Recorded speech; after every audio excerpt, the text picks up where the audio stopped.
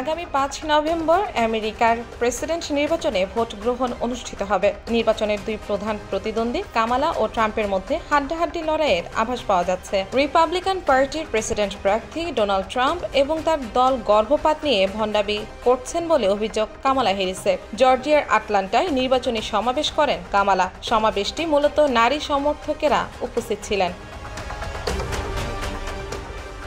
জর্জিয়ায় সম্প্রতি গর্ভধারণ সংক্রান্ত জটিলতায় দুজন নারীর মৃত্যু হয়। তাদের মৃত্যুর জন্য ট্রাম্পকে দায়ী করেন কামালা। আমেরিকার যেসব স্টেটে গর্ভপাত নিষিদ্ধ, জর্জিয়ার তার একটি।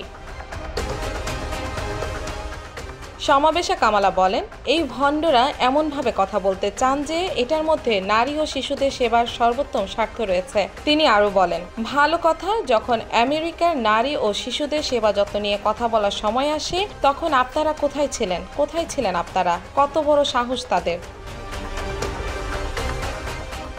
নির্বাচনী প্রচারণার শুরু থেকেই কামালা গর্ভপাত প্রসঙ্গটি গুরুত্বের সঙ্গে নিয়ে বারবার এ বিষয়ে কথা বলেছেন। তিনি এর নাম দিয়েছেন ট্রাম্প গর্ভপাত নিষেধাজ্ঞা। আমেরিকার অন্তত ২০টি স্টেটে সম্পূর্ণ বা আংশিকভাবে গর্ভপাত নিষিদ্ধ। জর্জিয়ায় গর্ভধারণের ৬ সপ্তাহ পেরিয়ে গেলেও অধিকাংশ ক্ষেত্রে আইনি গর্ভপাত নিষিদ্ধ। প্রতিদ্বন্দ্বিতাপূর্ণ জর্জিয়া থেকে সুইং স্টেট উইসকনসিনে যান কামালা। সেখানে তিনি গর্ভপাত নিষিদ্ধ আইনকে অমানবিক বলে বর্ণনা করেন। আটলান্টায় কামালা বলেন, আমরা এটা নিশ্চিত করব যে আম্বারের নাম শুধু একটি সংখ্যা হিসেবে স্মরণে রাখা হবে না। কামালা যখন সমাবেশে কথা বলছিলেন তখন ভার্জিনিয়া, মিনেসোটা এবং সাউথ ডাকোটায় আগাম ভোট গ্রহণ শুরু হয়ে গেছে।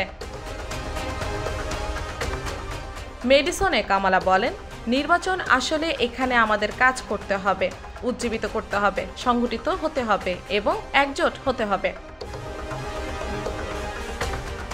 ভোটের নির্ধারিত দিনের আগে এই আগাম ভোট এবং ডাকযোগে পাঠানো ভোট নিয়ে এর আগে তীব্র আপত্তি জানিয়েছিলেন ট্রাম্প।